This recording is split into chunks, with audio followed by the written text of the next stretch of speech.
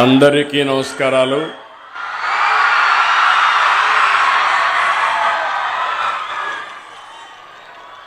గౌరవనీయులు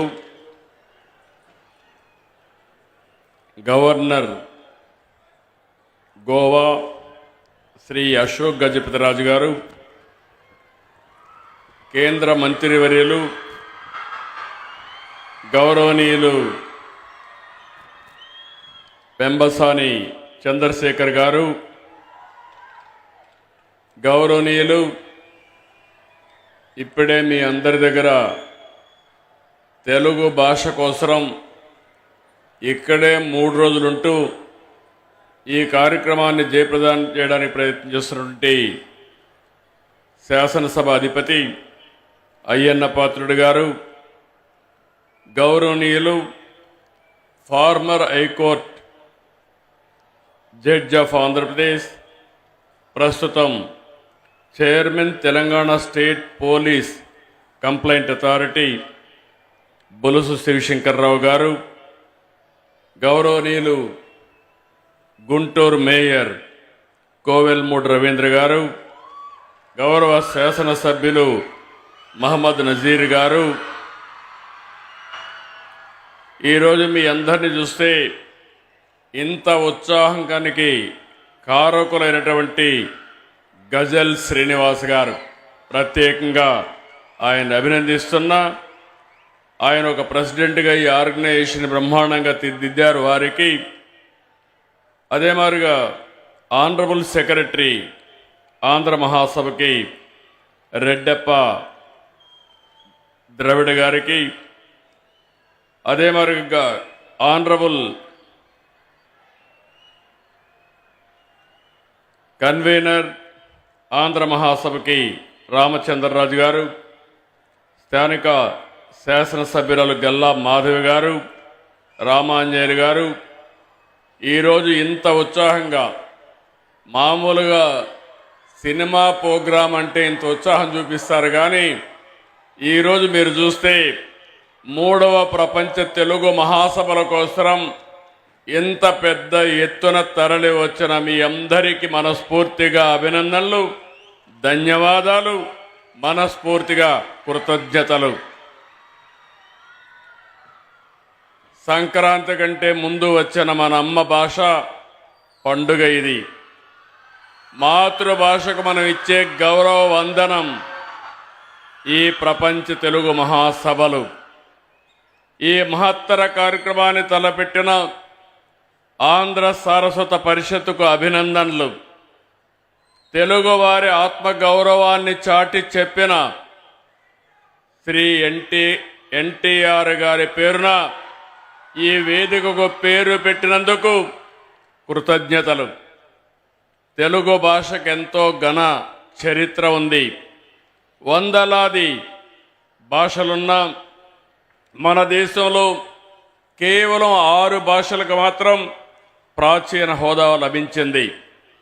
అందులో తెలుగు ఉండడం మనందరికీ గర్వకారణం.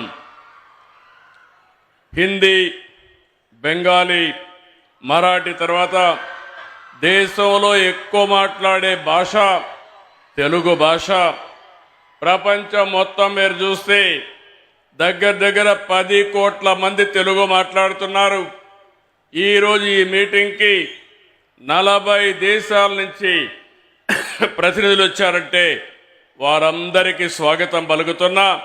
ఆంధ్రప్రదేశ్ రాష్ట్ర ప్రభుత్వం తరపున చెప్పి మరొక్కసారి విజ్ఞప్తి చేస్తున్నా, ఇలాంటి సభలు తెలుగు భాష పరిరక్షణకు, గొప్పతనాన్ని చాటేందుకు ఉపయోగపడతాయి. ఇందుకు మనస్ఫూర్తిగా ఆంధ్ర సారస్వత పరిషత్తుకి నా ధన్యవాదాలు. పెద్దలందరూ మాట్లాడారు, అనేక విషయాలు చెప్పారు. తెలుగు రచనలు అనగానే మనకు గుర్తొచ్చేది ఆది కవి నన్నయ్య. ఆయన రాసిన మహాభారతం, కవిత్రయం నుంచి అష్టదిగ్గజాల వరకు, గురజాడ నుంచి శ్రీ దాశరథి వరకు ఎందరో మహానుభావులు తెలుగు భాషకు పనిచేశారు. తెలుగు వైభవాన్ని చాటారు. పోతన భాగవతం శ్రీనాథుడి భీమఖండం, వేమన, సుమతి, భాస్కర పద్యాలు మర్చిపోలేం. ఇప్పుడే పెంబసాని చంద్రశేఖర్ గారు చెప్పారు. ఆయన ఏ విధంగా అయితే పిల్లలు పెంచుతున్నారో అదే విధంగా అందరం కానీ పిల్లల్ని పెంచగలిగితే తెలుగు భాష ఎక్కడికి పోదు, ప్రతి ఇంట్లో ఉంటుంది. ప్రపంచంలో మనం ఎక్కడున్నా మన భాష శాశ్వతంగా ఉంటుందని చెప్పి కూడా నేను మీకు తెలియజేస్తున్నా. అన్నమయ్య, రామదాసు, వెంగమాంబ, మొల్ల ఇలా భక్తి మార్గంలోనూ తెలుగుకు వన్నె తెచ్చారు. తెలుగును విశ్వవ్యాప్తం చేశారు. తెలుగు సాహిత్యంలో విశ్వనాథ సత్యనారాయణ, పి నారాయణ రెడ్డి, రావూరి భరద్వాజ జ్ఞానపీఠ అవార్డులు సొంతం చేసుకుని మన ఖ్యాతిని మరింత పెంచారు. గ్రాంధిక భాషకే పరిమితమైన తెలుగు వచనాన్ని ప్రజల వ్యవహార భాషగా మార్చిన మహనీయులు గిడుగు వెంకట రామ్మూర్తి గారిని తెలుగు జాతి ఎప్పటికీ మరవలేదు. నేను తెలుగువాడని, నాది తెలుగుదేశం అని చాటి చెప్పిన ఏకైక నాయకుడు నందమూరి తారక రామారావు గారు.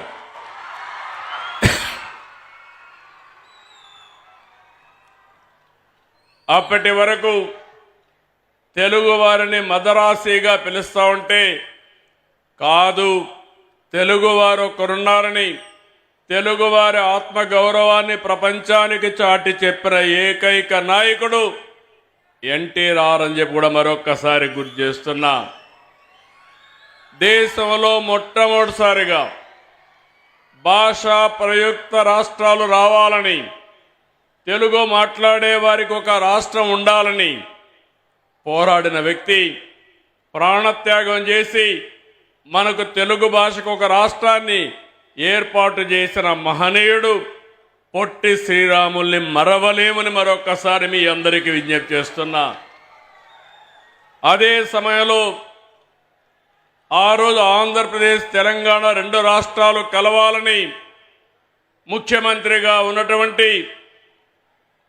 బురుగుల రామకృష్ణరావు పదవికి త్యాగం చేసి తెలుగు జాతి ఐకమత్యం కోసం పోరాడిన వ్యక్తి.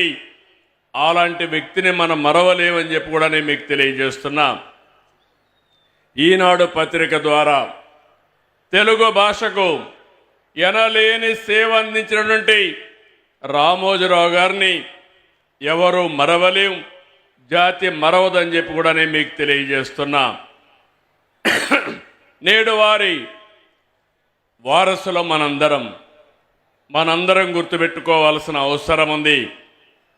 ఈ జాతి ఔన్నత్యం శాశ్వతంగా ఉండాలంటే మనం భాషను కాపాడుకోవాల్సిన అవసరం ఉంది. ఇంకో పక్క ఈ దేశం యొక్క దశ దిశ మార్చిన వ్యక్తి, ఆర్థిక సంస్కరణలు తీసుకొచ్చిన వ్యక్తి పివి నరసింహారావు గారు కూడా ఈ తెలుగు గడ్డ మీద పుట్టడం మన అదృష్టం అని చెప్పి మీ అందరికీ విజ్ఞప్తి చేస్తున్నారు. ఇటాలియన్ యాత్రికుడు నికోలో డి కాంటే తెలుగుని ఇటాలియన్ ఆఫ్ ది ఈస్ట్గా అన్నారు. తమిళ కవి సుబ్రహ్మణ్య భారతి సుందర తెలుంగై అని కీర్తించారు. మన ప్రాస, యాస, మన సందులు, సమాసాలు, మన సామెతలు, పొడుపు కథలు అన్నీ కూడా మనకే ప్రత్యేకం. అందుకే శ్రీకృష్ణదేవరాయలు ఆ రోజు చెప్పారు, దేశ భాషలందు తెలుగు లెస్స. ఇవన్నీ కూడా మన వారసత్వం. ఇంతటి ఘన చరిత్ర కలిగిన మన మాతృభాషను ప్రతి ఒక్కరూ పరిరక్షించుకోవాల్సిన అవసరం ఉంది. తమిళనాడు, కర్ణాటక, ఒరిస్సా, బెంగాల్లో కూడా తెలుగు చదివేవారు ఎక్కువ మంది ఉన్నారు. దేశంలో జాతీయ భావన పెరగాలి. ఒకరి భాషను మరొకరు గౌరవించుకోవాలి. ఇది దేశ ప్రజల మధ్య ఐక్యత తెస్తుంది. ఏ భాష తక్కువ కాదు, ఎక్కువ కాదు. మాతృభాష అమ్మతో సమానం. మాతృభాషలో చదువుకున్న వారే ప్రపంచంలో ఏదైనా చేయగలుగుతారని చెప్పి మరొక్కసారి మీ అందరికి విజ్ఞప్తి చేస్తున్నా. అమ్మ భాష లేకపోతే మన జీవితాలకు, మన జాతికి అర్థమే ఉండదు. తెలుగు భాషా సంస్కృతి పరిరక్షణ అభివృద్ధి కోసం అంకితమైన ఆంధ్ర సారస్వత పరిషత్ సేవలు అపూర్వమైనటి. దేశ విదేశాల నుంచి తెలుగు వారందరినీ ఒక చోట తీసుకొచ్చారు. కవి సమ్మేళనాలు, సదస్సులు, పుస్తక ప్రదర్శన, తెలుగు సంస్కృతిని సదస్సులో చాటి చెప్పారు.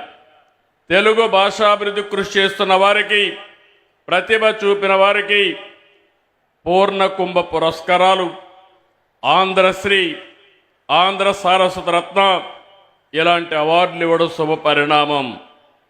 నాడు 1911లో చెన్నైలో నాటిన చిన్న విత్తనం 1949లో హైదరాబాద్లో ఆంధ్ర సారస్వత పరిషత్తుగా ఎదిగింది. ఇప్పుడు మరింతగా విస్తరిస్తూ ఉంది. గజల్ శ్రీనివాస్, కదిమెళ్ల వరప్రసాద్, మేడికొండ శ్రీనివాస్, చక్రావధానుల రెడ్డప్ప లాంటి వారు 2017లో ఆంధ్ర సారస్వత పరిషత్తుకు మళ్ళీ ఊపిరిపోశారు. 2022లో భీమవరంలో, 24లో రాజమండ్రి, ఈసారి గుంటూరులో పెట్టారు. రాబోయే 27లో మారిషస్లో పెడుతున్నారు. వారిని మనస్ఫూర్తిగా అభినందిస్తున్నా. మీరు కోరుకున్నట్టు ఈ ప్రభుత్వం మీకు పూర్తిగా అండగా ఉంటాం, అన్ని విధాలా సహకరిస్తామని మరొకసారి మీకు హామీ ఇస్తున్నాం. హిందీ తర్వాత ఎక్కువ రాష్ట్రాల్లో ప్రజలు మాట్లాడే ఏకైక భాష తెలుగు. మాతృభాష మన మూలాలకు సంకేతం. ముందు మాతృభాష రాణిస్తే ఏ రంగంలోనైనా రాణిస్తాం. ఇంగ్లీష్ అవసరం, కానీ భాషను మరిచిపోతే మన వల్ల మనమే కోల్పోయినట్టు అవుతుంది. ఇంగ్లీష్ ఉపాధికి అవసరం. అయితే ఇప్పుడు ఇంత మునిపి చంద్రశేఖర్ గారు మాట్లాడినప్పుడు టెక్నాలజీ వల్ల ఈ భాష కనుమరుగైపోతున్నారు. కానీ నా ఉద్దేశం టెక్నాలజీ వల్ల ఈ భాషను కాపాడుకోవడానికి చాలా సులభం. రాబోయే రోజుల్లో ఇప్పుడు కొత్తగా యాప్లు వచ్చాయి. మీరు తెలుగులో మాట్లాడితే మీకు తెలుగులోనే సమాధానం ఇస్తాయి. ఏ బాధ లేదు. కనీసం టైప్ చేయడానికి తెలియని వాళ్ళు కూడా ఈ టెక్నాలజీ ఉపయోగించుకునే పరిస్థితి వస్తుంది. అలాంటి టెక్నాలజీలో మనం మనుగడ సాధించవలసిన అవసరం ఉందని చెప్పి కూడా నేను మీకు తెలియజేస్తున్నా. ఈరోజు పొట్టి శ్రీరాములు గారి పేరు మీద 85లోనే నందమూరి తారక రామారావు గారు తెలుగు యూనివర్సిటీ తీసుకొచ్చారు. విభజన తర్వాత రాజమండ్రిలో మళ్ళీ పొట్టి శ్రీరాములు తెలుగు విశ్వవిద్యాలయాన్ని ఏర్పాటు చేస్తున్నామని మీ అందరికీ విజ్ఞప్తి చేస్తున్నా. మన నాయకుల్ని మనం గౌరవించుకోవాలి. త్యాగాలు చేసిన త్యాగధనులను గుర్తుపెట్టుకుంటే అది స్ఫూర్తిదాయకంగా ఉంటుంది. ఈ సందర్భంగా నేను ఒకే ఒక విషయం మీ అందరికీ విజ్ఞప్తి చేస్తున్నాను. ఈరోజు నందమూరి తారక రామారావు గారు ఆత్మ గౌరవంతో ముందుకు పోయారు. తెలుగు జాతి ఉన్నంత వరకు గుర్తుపెట్టుకునే ఏకైక నాయకుడు నందమూరి తారక రామారావు గారు. ఇందులో అనుమానమే లేదు. ఎన్టీ రామారావు గారు ఆత్మ గౌరవాన్ని ప్రబోధిస్తే, నేను వచ్చిన తర్వాత ఆత్మ గౌరవంతో సమానంగా ఆత్మవిశ్వాసంతో ముందు పోమని ఒక పిలుపిచ్చాను. ఆ పిలుపుతో ఓసారి నాకెంతో సంతోషం. తెలుగు ఒకసారి చూస్తే తెలుగు మీద, మీ మీద నాకు ఎంత గౌరవం ఉందంటే నా జీవితంలో ఏ రాజకీయ నాయకుడికి జరగనటువంటి గౌరవం మీరు నాకు ఇచ్చారంటే నా జీవితాంతం మీకు తెలుగు వారికి రుణపడి ఉంటానని మరొక్కసారి మీ అందరికీ విజ్ఞప్తి చేస్తున్నారు. సమైక్య ఆంధ్రప్రదేశ్లో 9.5 సంవత్సరాలు ముఖ్యమంత్రి, 10 సంవత్సరాలు అపోజిషన్ లీడర్ని, ఇక్కడ మళ్ళీ రెండోసారి ముఖ్యమంత్రి. ఈ గౌరవం ఎవ్వరికి రాలేదు. ఆ గౌరవాన్ని మీరు ఇవ్వగలిగారు. ఈరోజు నేను ఒకటే మీ అందరికీ శాశ్వతంగా తెలుగు జాతికి నేను రుణపడి ఉంటాను. ఇంకొక విషయం కూడా మీరు గుర్తుపెట్టుకోవాలి. ఒకప్పుడు తెలుగు జాతి వివిధ ప్రాంతాల్లో ఉంది. కాలక్రమేణా అందరూ ఒకటిగా ఉండాలని ఆ రోజు పొట్టి శ్రీరాములు గారు త్యాగం చేయడం, మళ్ళీ రాష్ట్రం ఒకటిగా కలవడం జరిగింది. తెలుగు జాతి అనేక సందర్భాల్లో కలిసి ఉన్నాం, కొన్ని సందర్భాల్లో విడిపోయాం. ఇప్పుడు తెలుగు జాతికి 2 రాష్ట్రాలు వచ్చాయి, ఒకటి తెలంగాణ, ఒకటి ఆంధ్రప్రదేశ్. మీ అందరూ ఈ సందర్భంగా ఒకటి గుర్తుపెట్టుకోవాల్సిన అవసరం ఉంది. ఆ రోజు నేను ఆలోచించాను, తెలుగు జాతి నాలెడ్జ్ ఎకానమీలో ముందుండాలని 30 సంవత్సరాల కంటే ముందు ఆలోచించి సైబరాబాద్ సిటీ నిర్మాణం చేసి ఐటీకి ప్రాధాన్యత ఇస్తే ఒక్క నిర్ణయం ఈరోజు ప్రపంచం మొత్తం తెలుగువారు అతి ఎక్కువ పర్ క్యాపిటా ఇన్కమ్ సాధిస్తున్నారంటే అది తెలుగువాడి సత్తా అని మరొక్కసారి మీ అందరికీ విజ్ఞప్తి చేస్తున్నాను. ఈరోజు దానికంటే మించిన అవకాశాలు మనకు వచ్చాయి. ఆర్థిక సంస్కరణలు ప్రవేశపెట్టిన వ్యక్తి పివి నరసింహరావు అయితే 1995లో భారతదేశం, అందులో తెలుగు జాతి అందిపుచ్చుకున్న ఆయుధం ఇన్ఫర్మేషన్ టెక్నాలజీ. ఈరోజు మూడోది మీరు ఒకసారి చూస్తే ఈరోజు మొత్తం భారతదేశానికి ఒక అవకాశం, అదే యువ భారతదేశం. యువకులు ఎక్కువ ఉండే దేశం ప్రపంచంలో భారతదేశం. ఇది 47 వరకు ఉంటుంది. అన్ని దేశాలు జనాభా తగ్గిపోతా ఉంది, వయసు మీరిన వాళ్ళు పెరుగుతున్నారు. కానీ భారతదేశానికి మాత్రం అడ్వాంటేజ్ ఉంటుంది. 4వ విషయం మీరు చూస్తే ఒక సమర్థవంతమైన నాయకుడు, right time, right leader, right place, that is Narendra Modi.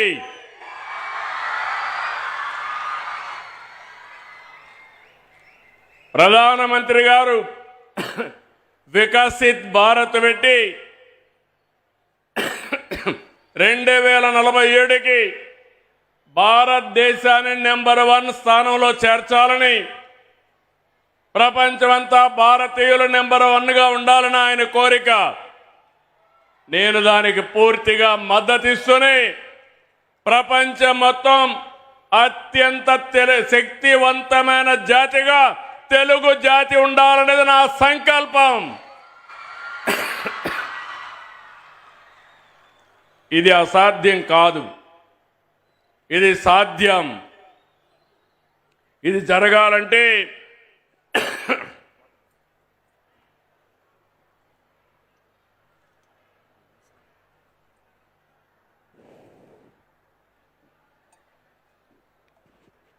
జరగాలంటే మనలో ఐకమత్యం కూడా పెరగాల్సిన అవసరం ఉంది.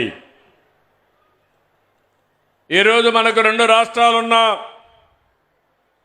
తెలుగు మనకు మాతృభాష. కలిసుంటే ఎన్నో సమస్యలు పరిష్కారం చేసుకుంటూ ముందుకు పోయే పరిస్థితి వస్తుంది.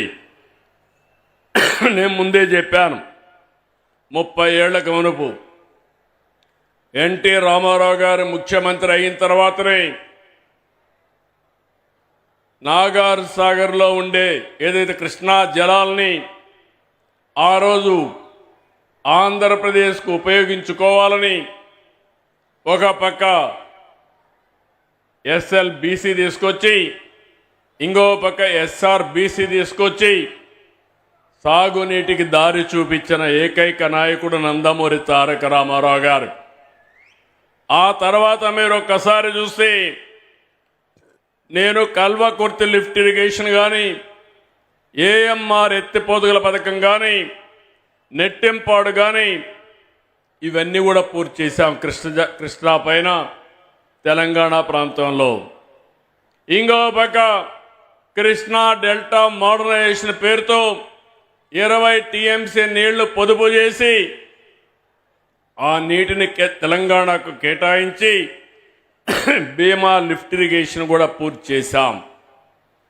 ఇంకో పక్క మీరు చూస్తే గోదావరి నదిపై గుప్తా, ఆలీసాగర్, ఇంకో పక్క దేవాదులు ఎత్తిపోత పథకాలు కూడా చేపట్టాం. ఆంధ్ర ప్రాంతంలో చేగల్నాడు, పుష్కర, తాటిపూడి ఇలాంటి లిఫ్ట్ ఇరిగేషన్లు తీసుకొచ్చాం. 2014లో పట్టిసీమ ప్రాజెక్టుతో కృష్ణా డెల్టాకు నీరు తీసుకొచ్చాం.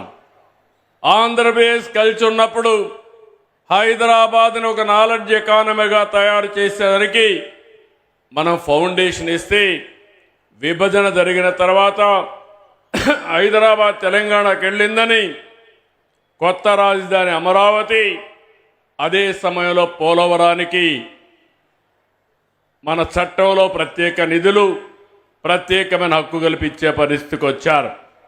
ఈరోజు నేను మీ అందరికీ ఒకటి హామీ ఇస్తున్నాను. చరిత్రలో కొంతమందికి కొన్ని అవకాశాలు వస్తాయి. ఆ రోజు సైబరాబాద్ ద్వారా హైదరాబాద్ నగరాన్ని ప్రపంచ పట్టణంలో పెట్టాం. ఈరోజు అమరావతి మళ్లీ కట్టి, అమరావతి దేవతల రాజధాని, అమరావతి ప్రజా రాజధాని ఈ అమరావతి.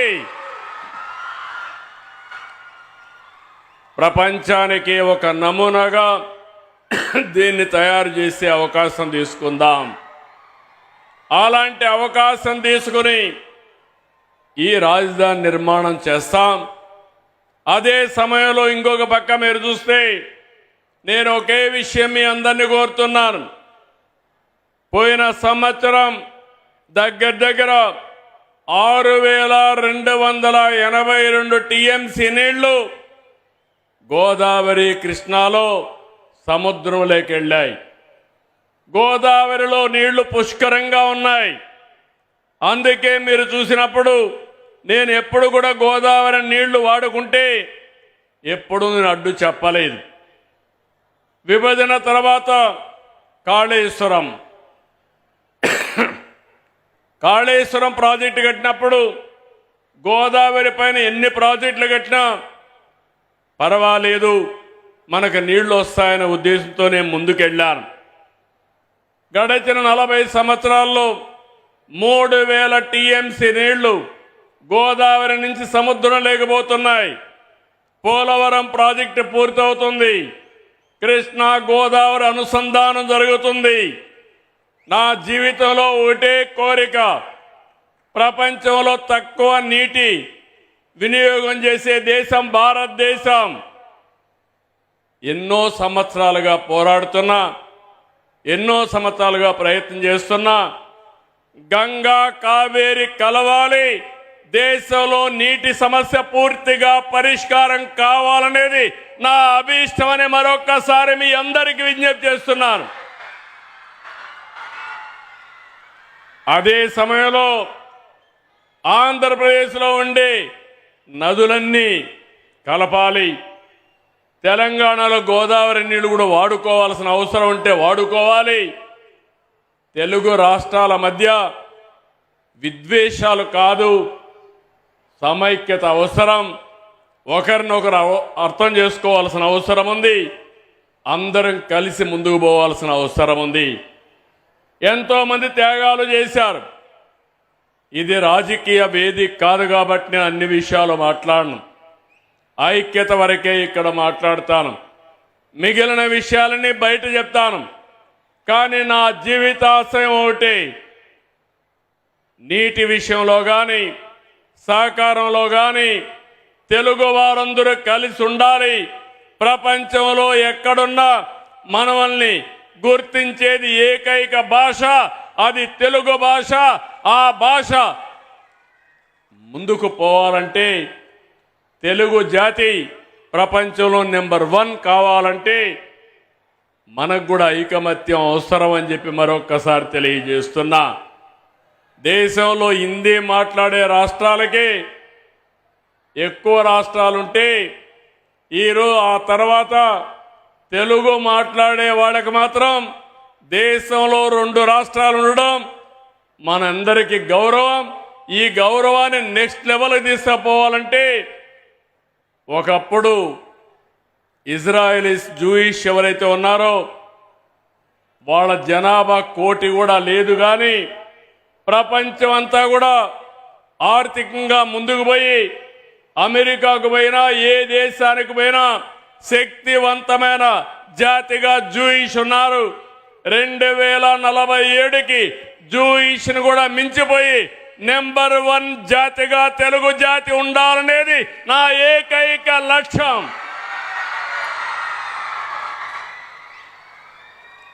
అందులో ఈరోజు ఇక్కడుండే మన మిత్రులందరూ ఇక్కడ ఉన్నారు. వారందరినీ అభినందిస్తున్న 3వ ప్రపంచ తెలుగు మహాసభలు.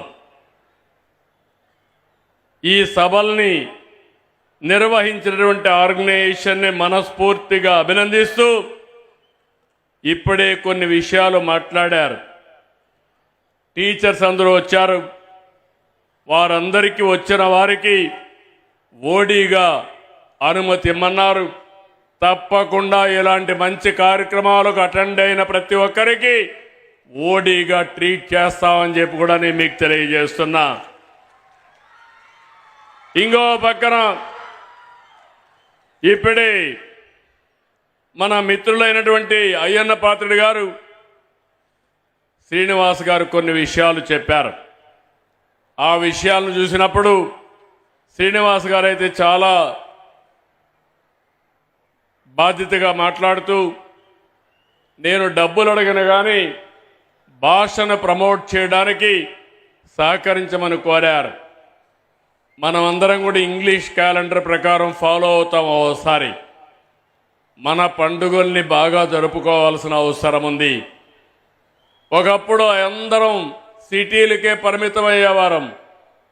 ఒక సింపుల్ నిర్ణయం, మా మిస్సెస్ అయితే లేదు మనం ఎప్పుడు ఇక్కడే ఉంటాం, సంక్రాంతికి విధిగా అందరం ఊరికి వెళ్ళాలి, మనం అందరికి ఊరికెళ్ళి వేరే వాళ్ళకి ఆదర్శంగా ఉండాలని గడచిన 20 సంవత్సరాలుగా సంక్రాంతి వస్తే మా బంధువులంతా కలిసి నారావారిపల్లికి వెళ్తాం. ఈ సంవత్సరం కూడా నారావారిపల్లికి వెళ్తున్నామని చెప్పి నేను మీ అందరికీ తెలియజేస్తున్నా. దీనివల్ల సంక్రాంతి కోసం ఇప్పటి నుంచే ప్రిపరేషన్లు ప్రారంభించి సిటీలో ఉండే వాళ్ళందరూ పల్లె బాట పట్టే పరిస్థితికి వచ్చారు. మనం ఒక ఆదర్శంగా ఉంటే మిగిలిన వాళ్ళకు కూడా ఇది అవుతుంది. మనం తెలుగు పండుగలను జరుపుకోవాలి, భారతీయ సంస్కృతిని కాపాడుకోవాలి, కళాకారులను ప్రోత్సహించాలి. తప్పకుండా భవిష్యత్తులో ఒకటే హామీ ఇస్తున్నా, నాటకాలు కానీ పద్యాలు కానీ కవులను కానీ మన వారసత్వ సంపద అయినటువంటి కల్చరల్ సంపదని కాపాడుకుంటాం. ఈరోజు ఒక్క విషయం మీరు గుర్తుపెట్టుకోవాలి, చాలా దేశాలు ఉన్నాయి. అన్ని దేశాల కంటే ఇండియన్ కల్చర్ చాలా గొప్పది. ఈరోజు మనం వేరే రిలీజియన్స్లో చూస్తున్నాం, వేరే దేశంలో చూస్తున్నాం. తండ్రి కొడుకు అప్పిస్తాడు, కొడుకు తండ్రికి అప్పిస్తారు, విడాకులు వాళ్ళు స్వేచ్ఛగా ఇచ్చుకునే పరిస్థితి వస్తారు. కానీ మనం అందరం సాంప్రదాయ ప్రకారం పెళ్ళి అనేది మనం చేసుకునేది కాదు, స్వర్గంలో జరిగింది, ఎప్పుడో నిర్ణయమైంది. పెళ్లి జరిగిన తర్వాత విడాకులనే మాటే రాకుండా ఉండాలనేది హిందూ సాంప్రదాయం అని మరొక్కసారి మీ అందరికీ విజ్ఞప్తి చేస్తున్నా. అదే భారతీయ సాంప్రదాయం. కుటుంబ వ్యవస్థను కాపాడుకునే ఏకైక దేశం భారతదేశం. అది హిందువులు కావచ్చు, ముస్లింలు కావచ్చు, క్రిస్టియన్స్ కావచ్చు. అది ఒక్క భారతదేశానికి, ఇండియాకి సొంతం అని చెప్పి కూడా నేను మీకు తెలియజేస్తున్నా. ఇలాంటి గొప్ప విలువలతో మనం ముందుకు పోతున్నాం. సంపద అవసరం, పేదరికం ఉండడానికి వీలు లేదు. అదే సమయంలో విలువలు లేకపోతే ఆ సంపద అంతా వేస్ట్ అని చెప్పి కూడా నేను మీకు తెలియజేస్తున్నా. ఆ విలువలను నేర్పించేది మన సంస్కృతి. ఆ సంస్కృతికి మూలం భాష. ఆ భాషను మరిచిపోతే అన్నీ కూడా మనం పోగొట్టుకున్న వాళ్ళు అవుతాం. అలాంటి భాషను కాపాడుకోవడానికి అన్ని విధాలని సహకరిస్తాను. టెంపుల్స్ విషయం మాట్లాడారు. ఇలాంటి ఆస్థాన విద్వాంసులు కానీ, కవులు కానీ, ఇలాంటి వాళ్ళందరిని పెట్టి గౌరవించమని, ఇంకా చిన్న చిన్న విషయాలు అడిగారు. ఎక్కడైనా కల్చరల్ టీమ్స్కి వెళ్ళి కల్చరల్ ప్రోగ్రామ్స్ ఇస్తే అలాంటి వారందరికీ ఆర్టీసీ బస్సుల్లో కూడా ఉచిత ప్రయాణ సౌకర్యం ఏర్పాటు చేయమని కోరారు. తప్పకుండా మీరిచ్చిన సూచనలన్నీ గుర్తుపెట్టుకొని ఎన్ని వీలైతే అన్ని చేసి మాతృభాషను కాపాడుకోవడానికి, మన సంస్కృతిని కాపాడుకోవడానికి అన్ని విధాలా సహకరిస్తానని మరొక్కసారి మీ అందరికీ హామీ ఇస్తూ, ఒక బ్రహ్మాండమైన కార్యక్రమం. మీ ఉత్సాహం చూస్తున్నా నాకు ఒకే ఒక కోరిక, ఈ రాష్ట్రంలో సంపద సృష్టించాలి, ఆదాయాన్ని పెంచాలి, ఆరోగ్యంగా ఉండాలి, అదే మరిగా ఆనందంగా ఉండాలి. ఇవన్నీ జరగాలంటే మన వారసత్వంతోనే వస్తాయి. మన సంస్కృతి సాంప్రదాయాల్లో ఉంది. దీన్ని కాపాడుకోవాల్సిందిగా మరొక్కసారి కోరుకుంటూ, అందరికీ మరొక్కసారి అభినందనలు. నిన్నే మనవాళ్ళు చెప్పారు కాబట్టి హ్యాపీ న్యూ ఇయర్ అయిపోయింది కాబట్టి అందరికి కూడా సంక్రాంతి శుభాకాంక్షలు. ఘనంగా సంక్రాంతి జరుపుకొని మన వారసత్వాన్ని కాపాడుకోవాల్సిందిగా కోరుకుంటూ అందరికీ నమస్కారాలు, ధన్యవాదాలు. Thank you.